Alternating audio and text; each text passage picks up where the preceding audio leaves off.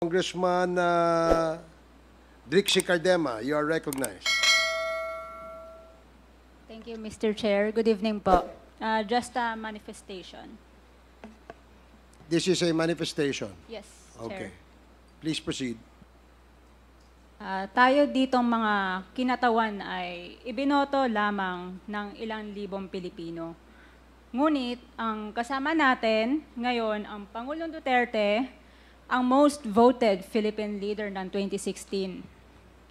At ang kanyang anak, Vice President Sara Duterte, ang most voted Philippine leader naman ngayong 2022. I would like to manifest na gusto ng sambayanang Pilipino ang pagdurog niya sa mga kriminal, durugista at NPA na terorista. Kaya sila ibinoto at patuloy na mahal ng mga Pilipino.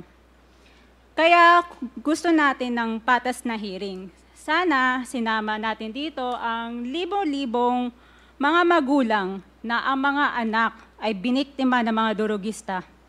Ang mga ordinaryong Pilipino na naglalakad galing trabaho, tapos sinaksak o pinatay ng adik, lahat ng mga kababaihan, na kahit pati infant na babae ay ginahasa na ng adik. Libo-libo rin ang kanilang mga magulang at mahal sa buhay na wala dito ngayon. Awang-awa ang mga Pilipino sa mga inuseteng pamilyang na ito, kaya niluklok ng bansa ang Pangulong Duterte. Ang drug war ng Pangulo ay policy lamang. Hindi ito natupad kung hindi ito pinondohan ng Kongreso ng 6 na taon. Majority pa nga dito sa mga kinatawan ay naka-Duterte fist pa nung buong 6 na taon eh. Ang Duterte Youth Party List po ay patuloy na naninindigan sa Pangulong Rodrigo Duterte at pangalawang Pangulo, Sara Duterte, na naglingkod ng maayos, dumurog sa mga durugista, kriminal at NPA na terorista para proteksyonan ang milyon-milyong Pilipino. Bakit wala nag-iimbestiga dito o nag-iimbita sa atin sa sobrang raming Pilipino na biniktima ng mga durugista?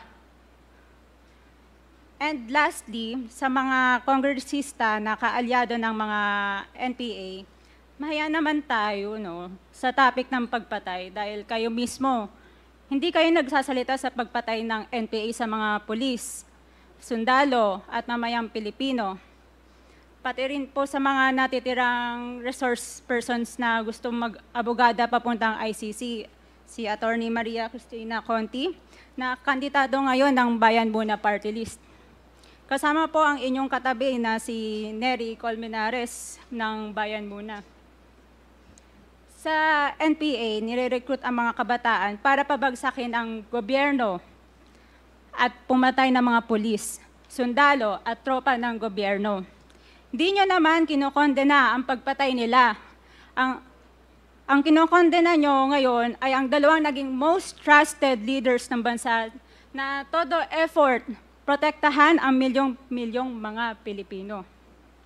In support sa advocacy sa Pangulong Duterte, ang Duterte Youth Party List ngayon, Kongreso ito, ang kaisa-isang nagpapanukala ng pagbalik ng death penalty para sa mga rapist, kidnappers, durugista at terorista. In behalf of the Duterte Youth Party List, kami ay nagpapasalamat sa todong suporta ng Pangulong Duterte at VP Sara Duterte sa mga tropa ng gobyerno at sa pagdurog nyo sa mga kriminal, durugista at NPA na terorista.